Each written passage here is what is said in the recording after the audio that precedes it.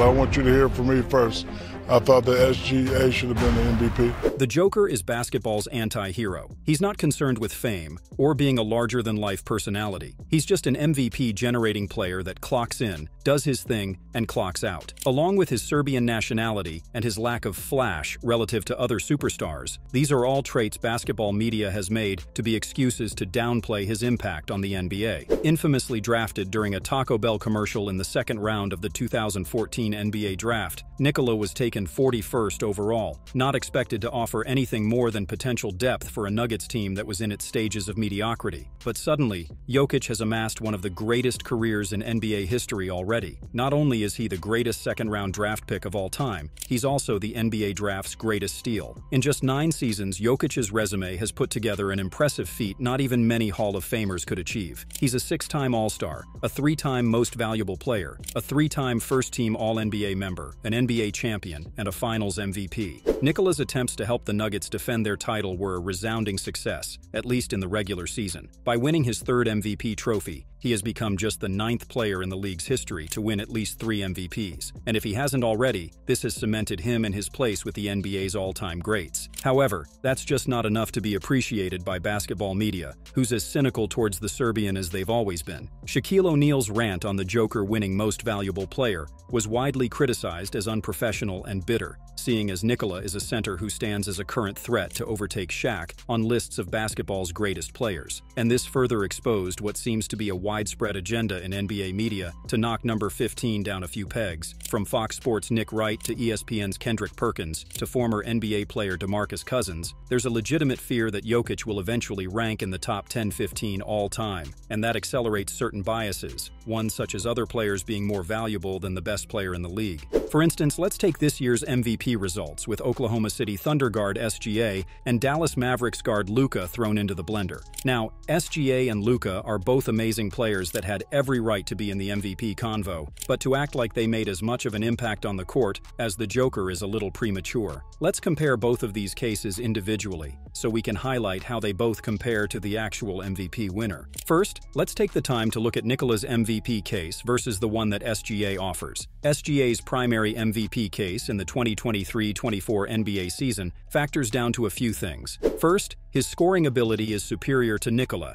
as he's averaging 30.1 points per game relative to Nikola's 26.4. Second, SGA led the youngest first seed in basketball history, relegating Jokic and the Nuggets to the 2nd seed. Finally, SGA finished with more prolific scoring performances. SGA has a total of 6 40-point games compared to Nikola's 3, and SGA had 51 30-point games compared to Nikola's 27, but Jokic offers more with his game than SGA does with his. The Joker's 9 assists per game in the regular season outweighs SGA's 6.2, and the same is true for total rebounds per game, as Nikola had 12.2 and SGA had 5.5. Advanced stats also favor Nikola. In terms of win shares, a stat that estimates the amount of wins a player contributed to a team, Nikola's 17 win shares made him the league leader for a 4th straight season. SGA finished with a win share of 14.6, good enough for 2nd, but not on the level of Nikola. The other big metric in advanced NBA stats is value over replacement player. It looks at the number of points a player creates per every 100 team possessions. Much like win shares, Nikola has led in this stat for 4 straight seasons,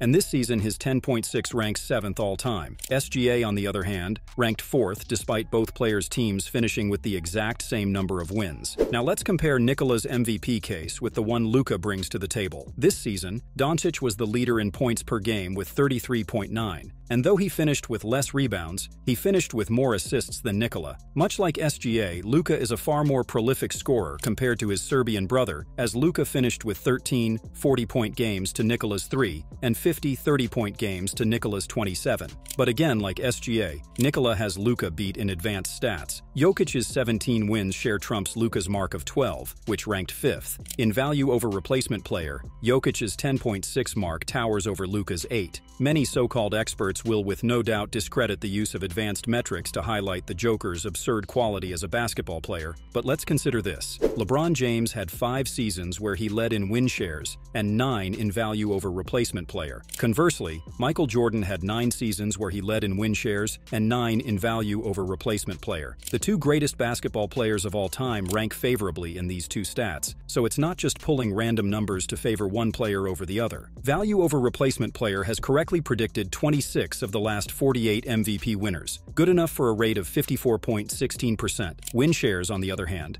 has correctly predicted 27 of these, good enough for a rate of 56.25%. Advanced stats may not always paint a pretty picture on who the MVP winner is or should be, that's for sure. But when traditional stats like points per game can't help us see the forest for the trees, advanced stats can be there to show us the greatness we could be missing. You'll also often hear people claim SGA and Luka had better stats than Nikola, and while this is certainly true in scoring, I can't agree with it in overall playmaking ability. In the 2023-24 regular season, Nikola had 25 triple-doubles and 68 double-doubles, Luka had 21 triple-doubles and 49 double-doubles, and SGA had 0 triple-doubles and 8 double-doubles. So why exactly are people so up in arms with SGA and Luka receiving no MVP hardware while Nikola goes home with his third? It's a disease that affects any player. You're just too good too early. I'm sure you've heard of voters' fatigue before. Why else would that explain why 76ers center Joel Embiid won MVP honors in 2023 over Nikola? Realistically, Michael Jordan and LeBron James should have won MVP almost every year they were in their prime, but the league outcast them both in favor of all-time greats such as Charles Barkley 1993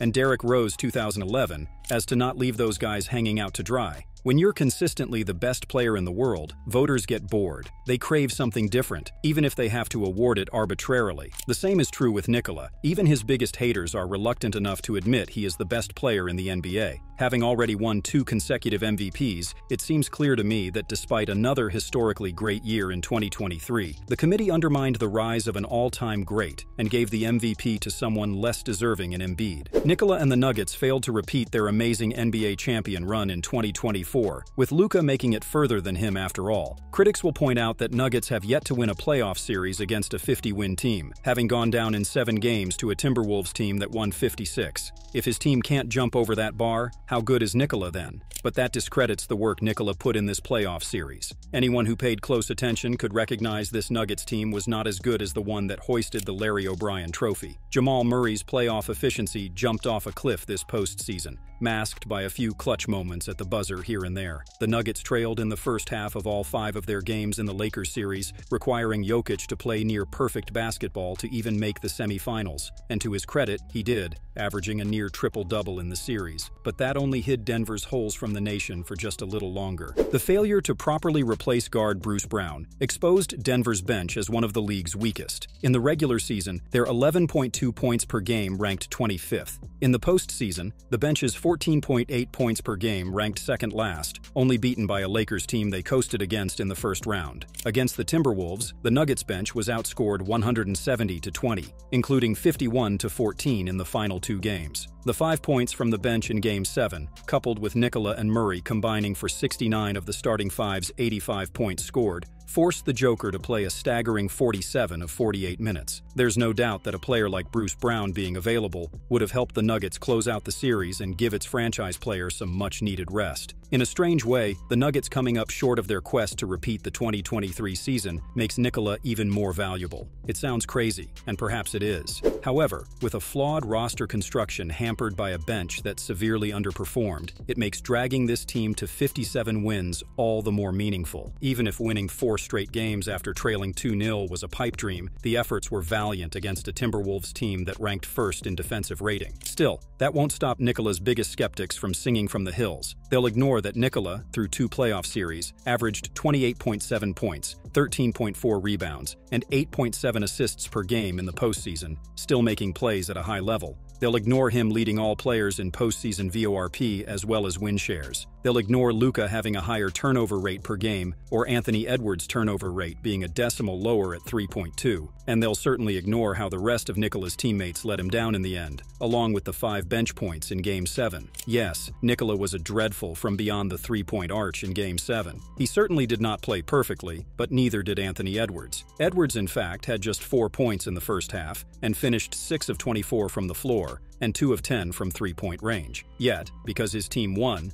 Edwards has gotten credit for his performance while Jokic has received slander for his. This isn't even mentioning Edwards playing under 44 minutes while Jokic had to play 47. Even with the slight increase in rest, his performance was still inferior to Nikola's. But that's what happens when you're the new flavor of the month. In the NBA, you'd better win immediately after your first taste of championship success. Otherwise, you'll be thrown into the wolves, whether you deserve it or not. Getting back to Shaq, I mentioned at the beginning that he seemed bitter about Jokic's success. It's no secret that he has long beefed with any big man that stood a chance at equaling or beating his success. And he trails Nikola in MVPs as the Joker has 3 and Shaq only 1. It reminds him of how upset he was in the 2004-05 season where he finished second in MVP votes to Steve Nash. The point I'm trying to make in all of this is simple. MVP voting should come without any personal biases. In the NHL of the 80s, Wayne Gretzky won 8 straight Hart Memorial trophies as the league's most outstanding player. Yet in other sports, voters have a problem truly recognizing when greatness is staring them directly in the eyes. Just because players like SGA and Luka deserve MVP consideration does not mean they've done more to deserve it than Nikola.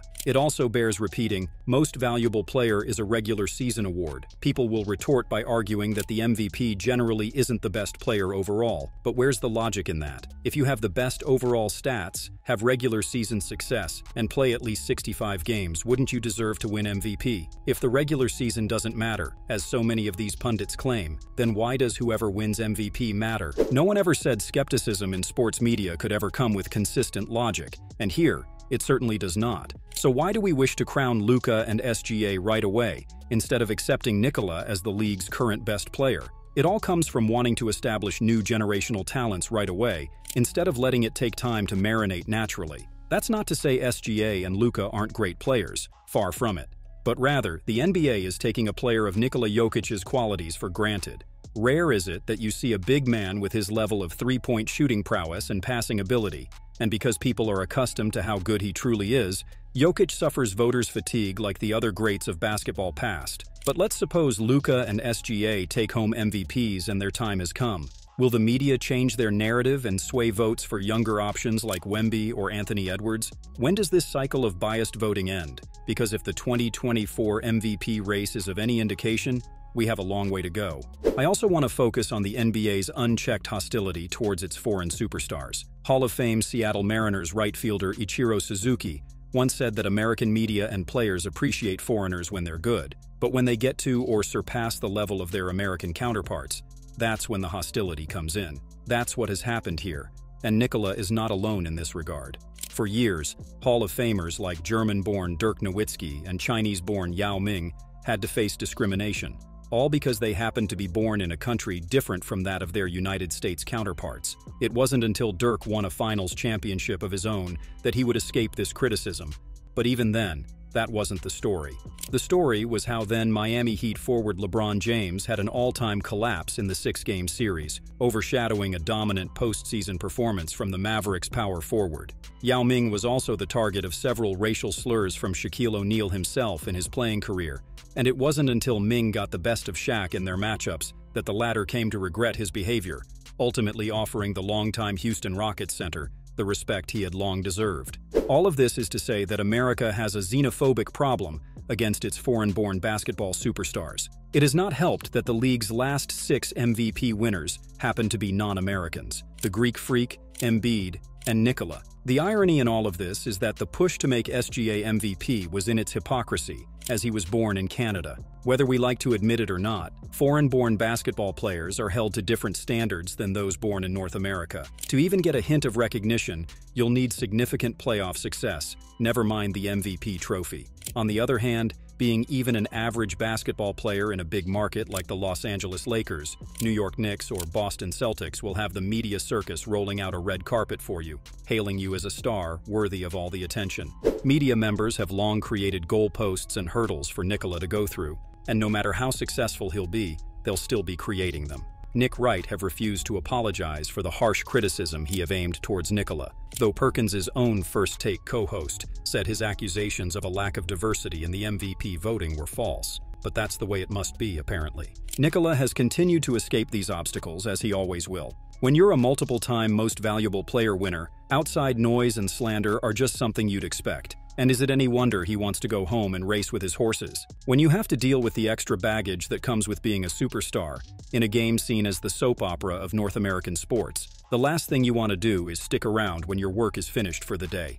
But as bad as it is to have this in the analysis side of the NBA, it's more damning for it to be infiltrating the biases of actual award voters. In no way should Nikola Jokic have lost the MVP award in the 2022-23 regular season. The snub robbed us of seeing actual history.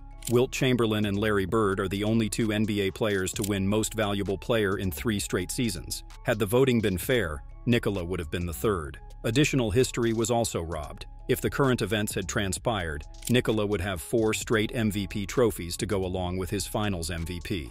But, even then, that has not stopped Nikola from securing an all-time great basketball resume.